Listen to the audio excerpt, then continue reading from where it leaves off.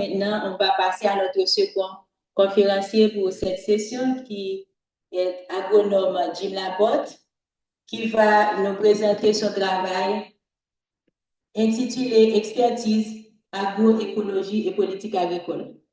D'abord, qui est agronome Laporte? Jim Laporte est ingénieur agronome spécialisé en génie rural et masterant en agroécologie à la FAMB et de l'Université d'État d'Haïti.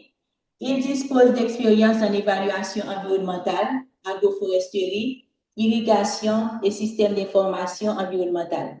Ses centres d'intérêt portent sur l'agroécologie, les problématiques environnementales et des thématiques comme agriculture biologique, changement climatique, transition agroécologique, innovation en agriculture paysanne.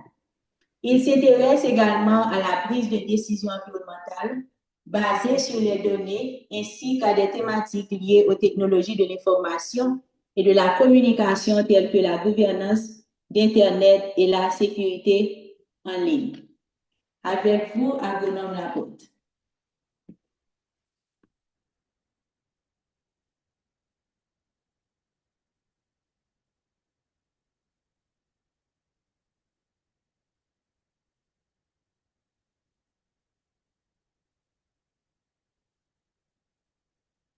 C'est bon. Je suis audible? Oui, on vous attend. Ok, je vais repartager mon écran.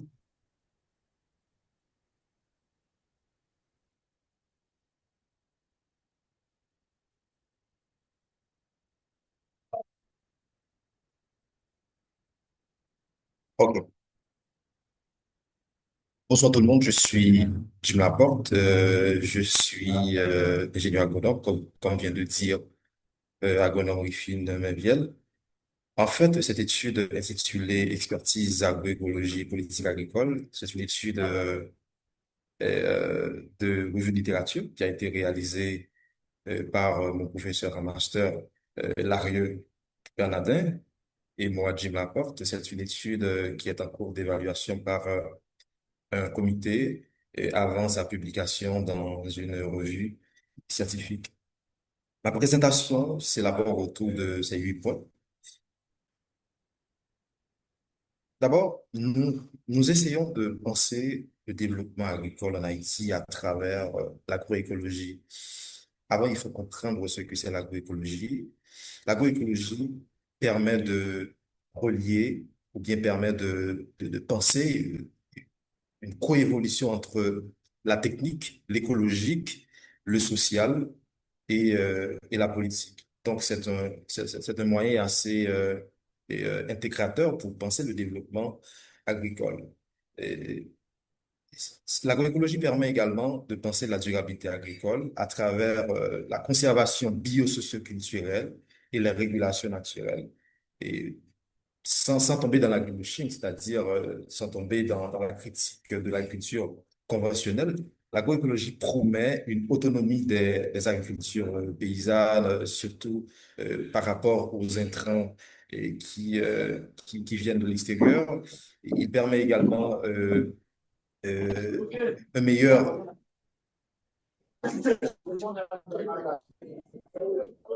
Est-ce que quelqu'un essaie de parler? Oui, il permet également un meilleur, en fait, une meilleure intégration du capital financier, les savoirs locaux. Et c'est une agriculture qui est typique des exploitations familiales des Caraïbes, des exploitations à faible moyen de production, et par exemple celle d'Haïti. Et il est vrai que cette agriculture est très prometteuse. Néanmoins, nous avons constaté pas mal de lacunes et dans la façon dont l'agriculture paysanne se rapproche de l'agroécologie. Et, par exemple, nous avons constaté une utilisation à outrance de fertilisants chimiques de synthèse. Et nous avons ces utilisations, en fait, nous amènent à penser que c'est une agriculture qui n'est pas durable. Donc, il faut penser à une agriculture qui se rapproche de l'agroécologie, une sorte d'agroécologie forte, c'est-à-dire une agroécologie en fait, qui promet une sorte de rupture totale avec les pratiques conventionnelles. Donc, cela nous amène à penser et le rapport entre la connaissance scientifique, le savoir-faire et l'agroécologie, parce que l'agroécologie est une forme d'agriculture qui est très intensive, si vous voulez, en connaissance scientifique et en savoir. Donc, pour vraiment penser une politique agricole durable, il faut vraiment essayer de voir le rapport entre la connaissance scientifique, le savoir-faire et l'agroécologie. Donc, nous avons posé deux questions pour essayer vraiment de cerner le problème qu'on a identifié. Et d'abord, on demande comment l'expertise participe-t-elle à configurer la politique agricole en Haïti et quel lien peut-on établir entre savoir local, expertise et agroécologie dans la mise en place de politiques agricoles en Haïti. D'abord, notre travail, c'est d'abord autour de trois grands points. D'abord, nous avons analysé la politique agricole en cours du ministère de l'Agriculture, c'est la politique de développement agricole 2010-2025. Nous avons analysé la portée agroécologique de cette politique. Nous avons exploré les possibles liens entre savoir local, expertise et agroécologie en vue de renforcer la durabilité d'une politique agricole haïtienne. Et en troisième lieu, nous avons analysé les limites d'une perspective de durabilité en lien à la situation d'expertise en Haïti. Avant d'aller plus loin, essayons de comprendre, essayons de placer les politiques agricoles haïtiennes dans leur contexte. Il faut dire que les politiques agricoles haïtiennes naissent d'abord du colbertisme. Ces politiques partent du colbertisme vers le néolibéralisme actuel. Avant, à travers le système colonial, qu'on appelait l'Hercule colonial, et qui était basé sur, par exemple, quatre espèces miracles, comme et les normes, l'agronome Miller en 1995, ce sont des espèces qui étaient vraiment les principales plaques tournantes du système colonial. Et puis, ce système-là avait pas mal de lacunes. Et il y avait les luttes des classes, par exemple. Ce système a implosé, comme vous le savez, et a donné naissance à tout un désordre de Capharnaüm. Et par exemple, nous savons, après, la France a essayé pour stabiliser ce problème d'envoyer les commissions civiles. Nous avons, par exemple, les règlements sur la police et la culture. Et nous avons les réformes agraires, par exemple, la réforme de Toussaint Louverture. Et nous avons les codes ruraux, nous avons les interventions étrangères et la fondation de pas mal d'institutions publiques du pays qui sont vraiment les prémices des politiques agricoles en Haïti. Et nous avons des politiques de libéralisation financière et commerciale qui ont pris naissance dans les années 80 et qui ont eu leur extension vers 95 et 96, qui ont également affecté les politiques agricoles en Haïti. Et puis, il y a l'accord de facilité d'ajustement structurel renforcé de 2006 à 2009. Nous avons constaté parmi toutes ces dispositions qu'il n'y a pas eu vraiment une orientation générale de ces interventions vers, vers quelque chose qui ramène aux innovations socio-techniques et technologiques du XXe siècle. Par exemple, nous avons eu la troisième révolution agricole, qui est la révolution verte, qui a pris naissance dans les années 40. Les politiques ou bien les dispositions agricoles haïtiennes étaient beaucoup plus dans une remise en question des structures en place. Et nous avons l'agroécologie est une forme d'agriculture qui a pris naissance dans les années 70 et qui voulait remettre en question l'agriculture conventionnelle, si vous voulez, et qu'on a considéré qui n'était pas vraiment durable par rapport aux préoccupations environnementales. Et avec la politique de développement agricole de 2010 à 2025, nous allons essayer de voir ce que nous révèle cette politique en termes de différence par rapport à tout ce désordre qui existait et par le passé en termes de stratégie ou de mesures agricoles. La politique de développement agricole, pour comprendre cette politique, il faut vraiment la placer dans un contexte un peu large. Il faut essayer de voir à partir de 1986. De 1986 à 2009, nous avons eu 16 gouvernements et 15 ministres de l'Agriculture. Et en 2009, nous avons eu un déséquilibre entre l'offre et la demande nationale. Et puis, il y a eu une baisse drastique de la participation de l'agriculture dans la formation du PIB. C'était 45% en 1970 et c'était à 26% en 2009. Et puis, il y a les sanctions onusiennes qui ont vraiment influencé la situation des mesures agricoles en Haïti.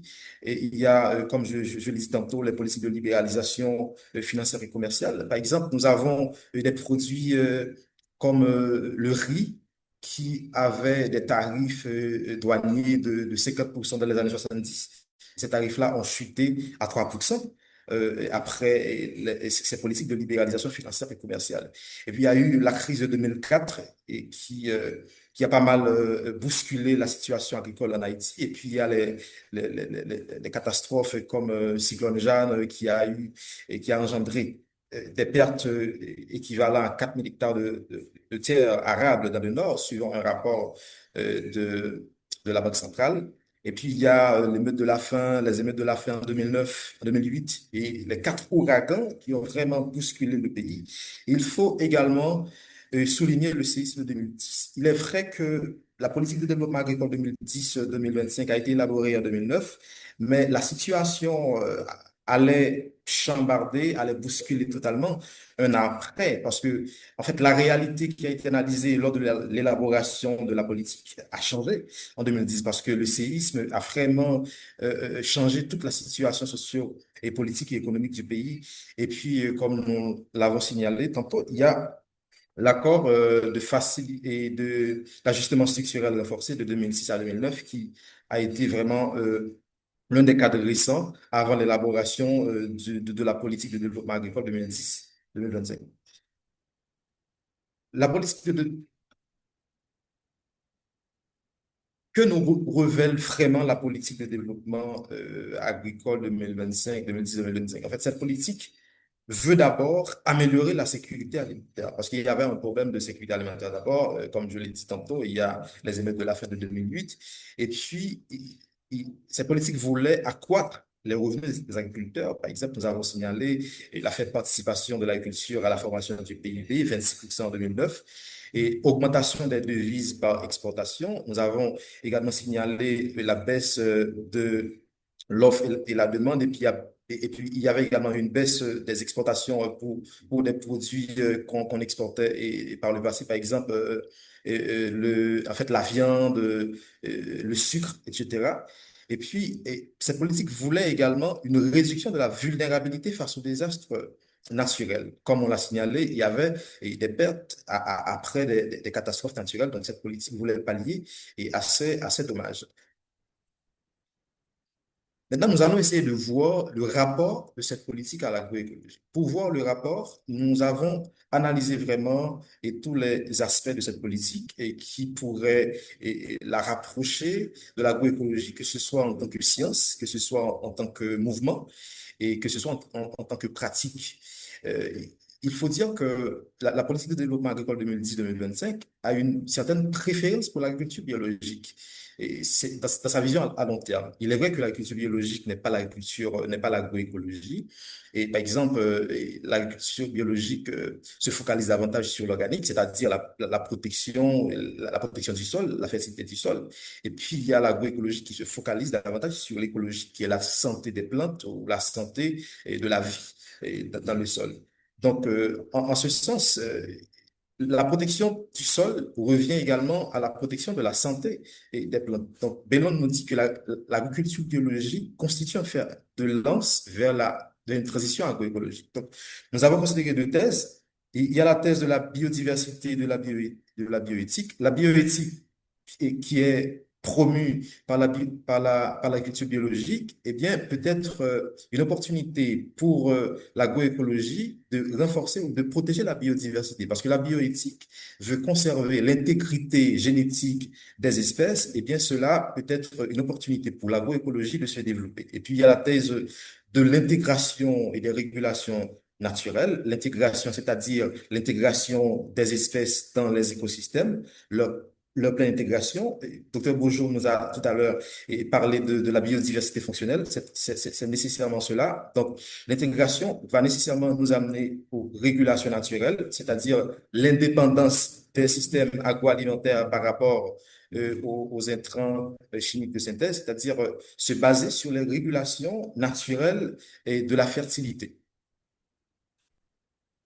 Sur le plan socio-technique, nous avons analysé également le rapport de cette politique et par rapport à l'agroécologie. Donc, Rosel nous dit que l'agroécologie valorise une petite agriculture autonome. Donc, dans la politique de développement agricole, et cette politique mise sur la modernisation des exploitations familiales et en fait, elle vise à améliorer leur efficacité, leur efficience.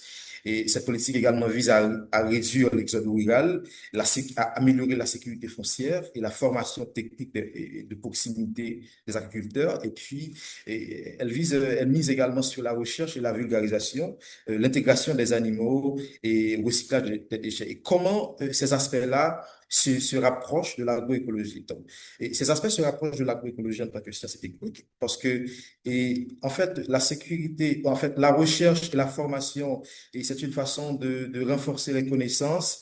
Et sachant que l'agroécologie est très intensive en savoir et en connaissance, c'est une façon de renforcer l'agroécologie. Les formations techniques pourraient également renforcer en fait la maîtrise des agriculteurs du terroir. C'est une façon de se rapprocher de l'agroécologie. La réduction de l'exode rural, étant donné que l'agroécologie eh bien, est très intensive en main-d'œuvre, c'est réduire l'exode rural, c'est en effet faciliter la disponibilité de la main-d'œuvre pour le développement de l'agroécologie. Et puis, il y a également cette approche, cet aspect de durabilité, d'autonomie et d'autorégulation des systèmes agroalimentaires et par la modernisation des exploitations familiales et l'augmentation ou l'amélioration de l'efficacité et de l'efficience des exploitations familiales. Le dernier aspect qui est l'aspect économique et financier. Nous savons que l'agriculture est l'un des secteurs qui sont les moins accessibles au financement. Et le caractère révolutionnaire de l'agroécologie ne facilite pas la tâche également. Et l'agriculture était vulnérable par rapport aux aléas et ce sont des contraintes et pour le développement de l'agroécologie.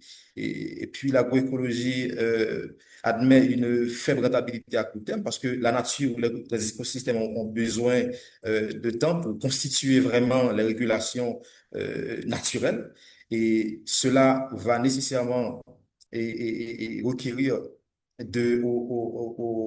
en fait, l'autofinancement dès le départ pour se lancer dans l'agroécologie. Et puis, il y a la valorisation commerciale qui va nous amener à ce qu'on appelle le commerce équitable parce que si les agriculteurs ont consenti des efforts pour produire durablement en respectant l'environnement, donc il faut une compensation et par rapport aux produits en fait, qui proviennent de cette forme d'agriculture. En fait, le commerce équitable serait de développer des marchés et qui gratifieraient les producteurs et par rapport aux efforts qu'ils ont consentis et pour respecter l'environnement et pour respecter la bioéthique. Donc, en ce sens, la stratégie proposée par en fait, la politique de développement agricole, c'est l'accès au crédit de proximité et puis elle fait la promotion de l'économie sociale et solidaire et puis, elle mise également sur un système de certification pour faciliter l'intégration des produits et au marché de commerce équitable. Et puis, en fait, elle mise également sur l'assurance agricole pour minimiser les risques. Et parce que ce sont des aspects qui, en fait, qui font que les gens sont de moins en moins et ont moins de propension à aller vers des agricultures, vers des formes d'agriculture assez révolutionnaires parce que les gens ont peur des risques. Et en termes de déduction, et les mesures proposées, les stratégies proposées par la politique de développement agricole tendent vers une sorte de transition agroécologique. Et parce que renforcer les crédits, renforcer l'économie sociale et solidaire, c'est renforcer les synergies au sein des communautés, qui est vraiment la base même de l'agroécologie en tant que mouvement social, et renforcer les recherches et les innovations et les vulgarisations à travers les écoles moyennes d'agriculture, c'est en effet réhabiliter l'expertise locale ou le savoir local qui est en fait un élément très important pour l'agroécologie. En termes d'application réelle de la politique de développement agricole, donc nous n'allons pas vraiment nous éterniser sur cela, mais en fait, cette politique a été adoptée en 2010 pour 2025, mais en 2025, les constats sont alarmants. Par exemple, 5 millions de personnes sont en insécurité alimentaire, alors que les sécurités alimentaires, et en fait, augmenter la sécurité alimentaire a été l'un des objectifs de cette politique. L'agriculture continue d'être dépendante des programmes d'aide au développement, et puis les projets sont tout faits, et les projets sont amenés hors du cadre des cadres stratégiques établis. Donc, ces constats montrent vraiment la réalité par rapport à ce qui a été dit, à ce qui a été écrit en termes de stratégie à travers la politique de développement agricole 2010-2025. En termes de rapport entre savoir local, expertise et agroécologie. Et maintenant, on dit que la transition agroécologique impose un nouveau rapport au savoir et à l'innovation. C'est-à-dire, l'agroécologie se base sur une certaine pluridisciplinarité. Les connaissances mobilisées, c'est une bonne maîtrise de la biodiversité locale, une maîtrise des cycles biogéochimiques des nutriments, par exemple, une bonne maîtrise du paysage et du terroir pour mieux en fait, et pour mieux la cultiver. Et puis, il y a la synergie entre l'expérience paysanne et la recherche. C'est la base même de la durabilité en agroécologie. Donc, la durabilité en agroécologie exige une structuration pérenne autour de collectifs d'acteurs, de paysans, de chercheurs, de techniciens, c'est-à-dire la ferme qui était au préalable avant tout l'espace où les agronomes venaient avec des connaissances scientifiques et fabriquées dans leur laboratoire, est devenue, dans l'agroécologie, est devenue et un espace de co-création, c'est-à-dire le paysan va mettre ses connaissances, ses savoir-faire locaux en commun avec les connaissances produites à travers les recherches des chercheurs, des agronomes, eh bien, pour créer quelque chose qui sera adaptable par rapport au milieu. Donc, il faut vraiment un accès équitable au savoir et puis développer des espaces d'échange et pour vraiment développer une intelligence collective pour mieux soumettre les systèmes agroalimentaires que l'on a et aujourd'hui et à l'agroécologie. Pour cela, nous avons deux approches. Il y a une approche socio-territoriale, c'est-à-dire les espaces d'échange pour le transfert des connaissances, ce sont des espaces physiques, c'est-à-dire les territoires qui accueillent les systèmes agraires. Par exemple, et dans le temps, en fait, pour considérer le lieu de déploiement des connaissances agricoles, nous avons considéré le milieu rural, mais avec le déplacement des personnes vers les sections urbaines pour créer des zones périurbaines. Donc, pour penser le développement ou la durabilité agricole à travers l'agroécologie, à travers l'approche socio-territoriale, il faut avoir une certaine maîtrise de la mobilité des connaissances agricoles à travers ces communautés, à travers ces zones hybrides. Les gens se déplacent et parfois pour aller et profiter d'autres services, mais les gens amènent avec eux les connaissances scientifiques, les connaissances locales, les connaissances agricoles. Donc, c'est ce que cela nous rapproche d'une théorie de géographie économique, c'est la théorie des places centrales, donc qui rapproche, qui a tendance à rapprocher les gens vers les espaces, attirer les gens vers les espaces où les activités économiques sont les plus fortes. Donc, cela ramène les gens et les gens ramènent avec eux, comme on a dit, les savoirs locaux avec eux. Cela crée des zones tampons qui ne sont et pas des zones qui ne sont pas des zones rurales et qui ne sont pas des zones urbaines. Ce sont des zones où se déploient les connaissances agricoles et des milieux ruraux et certaines activités du milieu urbain. Donc, en ce sens, il y a une nécessité de comprendre cet ancrage socio-territorial du déplacement du savoir agricole pour mieux appréhender les conditions de durabilité en agriculture. Et il y a également l'approche de l'intermédiation pour la durabilité en agriculture, dans l'agroécologie. Les espaces de transfert de, en fait, des connaissances peuvent être des espaces vivants ou non vivants. Par exemple, ces espaces peuvent être des monuments, ces espaces peuvent être résumés à des individus, qui conservent les connaissances ancestrales et qui les transmettent de génération en génération. Cela nous amène à ce qu'on appelle le renouvellement intergénérationnel. Et cela est déjà présent dans l'agriculture traditionnelle pratiquée en Haïti. Dans les familles, par exemple, le père transmet les connaissances et les savoirs locaux à son fils et ainsi de suite. Et, et il y a également des apports extérieurs et des connaissances scientifiques et des agronomes. Néanmoins, nous avons constaté qu'il y a une sorte de discordance, une sorte de clivage entre les savoirs locaux et l'expertise et les connaissances scientifiques des agronomes. Donc, cela vraiment est un frein pour l'interpénétration entre les savoirs locaux et l'expertise qui serait bénéfique pour le développement de l'agroécologie, qui est un frein et vraiment à l'émergence d'innovations techniques qui sont et vraiment des bases pour le développement et d'innovation en agroécologie. Et l'une des causes qu'on a identifiées qui fait que souvent il y a une sorte de difficulté pour les agriculteurs à s'approprier des connaissances et scientifiques produites, c'est que dans l'imaginaire du paysan, une connaissance ou quelque chose qui va être adopté, c'est quelque chose qui a donné des résultats. Et souvent, les connaissances apportées ne sont pas trop évidentes. Et en fait, il n'y a pas vraiment une grande évidence que cela va donner des résultats. C'est pour cela qu'il y a une sorte de clivage entre les connaissances, le savoir local et les connaissances amenées par les agronomes.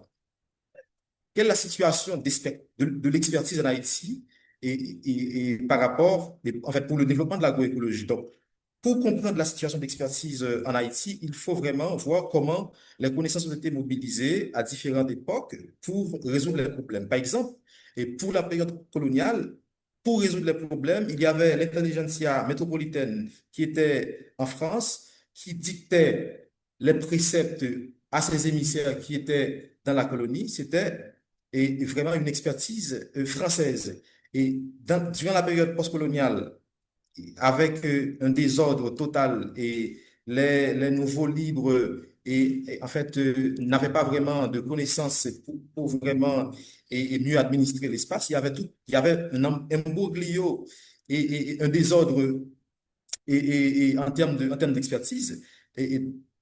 Donc, et cela va ramener au fait que les étrangers par exemple, les États-Unis ont jeté leur dévolu sur Haïti avec l'occupation américaine de 1915. Donc, nous allons assister à une appropriation de l'expertise. Par exemple, des entreprises comme Goodrich et qui ont fait des études en Haïti pour et voir des sites où l'on pouvait exploiter du caoutchouc. Il y a Tropical Banana Company et qui ont fait des études en Haïti. C'était des études qui ne concernaient pas et vraiment, en fait, qui n'impliquaient pas les experts haïtiens. C'était des études et qui avaient une portée ostentatoire pour profiter et vraiment des ressources du pays. C'était et là vraiment une expertise extérieure encore qui était vraiment et qui était en marche.